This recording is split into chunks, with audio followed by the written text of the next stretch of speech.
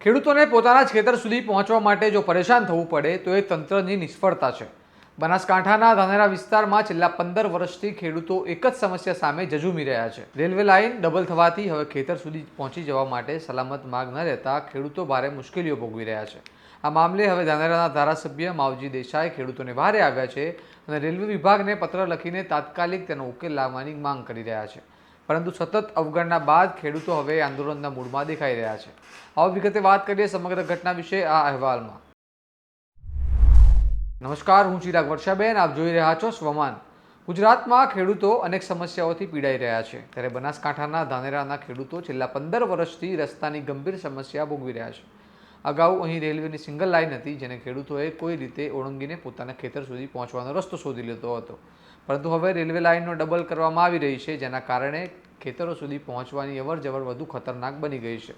ખેડૂતોનું કહેવું છે કે 2010થી તેઓ તંત્ર અને રેલવે વિભાગને લેખિત અને મૌખિક રજૂઆતો કરતા આવ્યા છે, પરંતુ આજ દિન સુધી કોઈ વૈકલ્પિક રસ્તો કે અંડરપાસ આપવામાં આવ્યો નથી।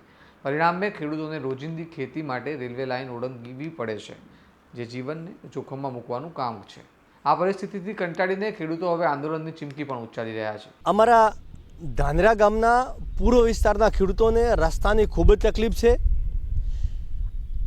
વચ્ચે જે તે સમયે રેલવે જમીન સંપાદન કરીને રેલવે પસાર થાય છે। આટલા દિવસથી તો અમે રેલવેની પડતર જમીનમાં ચાલતા હતા, પણ હાલમાં રેલવે દ્વારા ડબલ ટ્રેકનું કામ શરૂ કરેલું હોવાથી રેલવેની જમીનમાં કામ કરે છે, પણ અમારા રસ્તાઓ હાલમાં સદંતર બંધ થઈ ગયા છે। હવે અમારે જાવું તો જાવું ક્યાં? અમે લાગતા વળગતા અધિકારીઓને વર્ષ 2010થી આજ દિન સુધી લેખિત અને મૌખિક રજૂઆતો કરીએ છીએ, પણ આ રસ્તાનો કોઈ ઉકેલ આવ્યો નથી।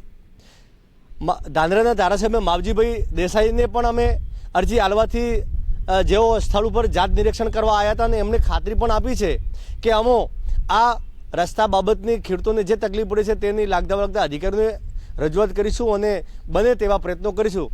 સરકારને મારી વિનંતી છે કે આ ખેડૂતોને તમે જે કરવું પડે તે કરીને રસ્તો આપો, નહીતર હવે ખેડૂતોની ધીરજ ખૂટી છે અને આવનાર સમયમાં ગાંધી ચિંધ્યા માર્ગે અથવા તો આંદોલન કરવું પડે તો આંદોલન પણ કરવાના મૂડમાં છે।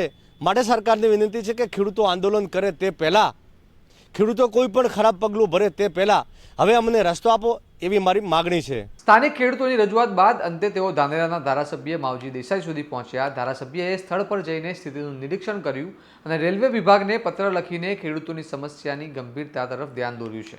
તેમણે સ્પષ્ટ માંગ કરી છે કે ખેડૂતોની સલામતી અને અવરજવર માટે તાત્કાલિક અંડરપાસ અથવા વૈકલ્પિક માર્ગ બનાવવામાં આવે। માવજી દેસાઈએ કહ્યું કે વિકાસના નામે ખેડૂતોના જીવ જોખમમાં મૂકવા યોગ્ય નથી અને રેલવે વિભાગે તરત કાર્યવાહી કરવી જોઈએ। ખૂબ વર્ષોથી પેચીદો પ્રશ્ન રેલવે લાઇન જે વર્ષો પહેલાં નીકળી હતી અને એ કારણે અહીંયા આ વિસ્તાર પછાત હતો, ખેડૂતો અભણ હતા, એ કારણે કરી અને કોઈએ રસ્તા માટેની એ ટાઈમે વૈકલ્પિક વ્યવસ્થા પણ સરકારે ન કરી અને ખેડૂતોએ પણ એના માટે કરીને કંઈ તજવીજ નથી કરી। જે રેલવે લાઇનની ખુલ્લી જગ્યા પડી હતી એમાંથી લોકો ચાલે જતા હતા, પરંતુ અત્યારે છેલ્લા 3-4 મહિનાથી રેલવે એ જે ખેતરો છે ખેતરો અને રેલવેની જે જગ્યા પડી છે ત્યાં આગળ દિવાલ ચણવાનું, વાયર ફેન્સિંગ કરવાનું કામ કર્યું તો ધાનેરાના 50% હિસ્સો ખેડૂતોનો જે છે એ બધા જ રેલવે લાઇનથી બહારના ભાગની અંદર આવેલા છે। 7 નંબર વોર્ડ અને 3 નંબર વોર્ડના લોકો, તો એ ભાગ માટે ખેડૂતો માટે અત્યારે જવા આવવા માટેનો રસ્તો સદંતર બંધ થઈ ગયો છે અને એને કરીને ખેડૂતોએ ખૂબ મોટી રજૂઆત કરી।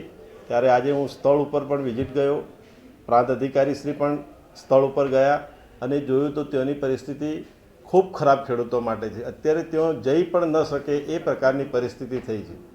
તો એ બધા જ ખેડૂતોની રજૂઆત પણ સાંભળી છે અને એનો તાત્કાલિક નિકાલ આવે માટે હું અત્યારે પ્રાંત અધિકારીને પણ મળ્યો છું, કલેક્ટરશ્રીને પણ જાણ કરી છે અને તાત્કાલિકના ધોરણે રેલવે વિભાગમાં એમનું જે જોધપુર ડિવિઝન છે ત્યાં આગળ પણ પ્રાંત અધિકારીએ અત્યારે લેટર લખ્યો છે અને ખેડૂતોને અમે આશ્વાસન પણ આપ્યું છે કે આનો સત્વરે નિકાલ આવે એ માટે કરીને અત્યારે પ્રયત્નો હાથ ઉપર ધર્યા છે। એક તરફ ગુજરાતમાં વિકાસના મોટા દાવાઓ થઈ રહ્યા છે, પરંતુ બીજી તરફ ગરીબ અને ખેડૂતોના ભોગે વિકાસ થતો હોય તેવું ચિત્ર સામે આવી રહ્યું છે।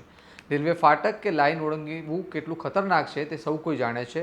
અનેક લોકો હાથ પગ ગુમાવી ચૂક્યા છે અને જીવ પણ ગુમાવી ચૂક્યા છે, છતાં પણ રેલવે વિભાગને છેલ્લા 10 થી 15 વર્ષથી ચાલતી આ સમસ્યા કેમ દેખાતી નથી? ધારાસભ્ય દ્વારા રજૂઆત તો કરવામાં આવી છે, પરંતુ સવાલ એ છે કે શું તંત્ર સમયસર ઉકેલ લાવશે કે પછી ખેડૂતોને આંદોલનનો રસ્તો અપનાવવો પડશે. આ સમગ્ર મામલે તમારું શું મંતવ્ય છે અમને કમેન્ટ બોક્સમાં જરૂર જણાવો. આવા વિગતવાર અહેવાલ જો તમને પસંદ હોય તો સ્વમાનની ચેનલને લાઇક કરો, સબસ્ક્રાઇબ કરો, વિડીયોને શેર કરો અને જોતા રહો સ્વમાન. નમસ્કાર.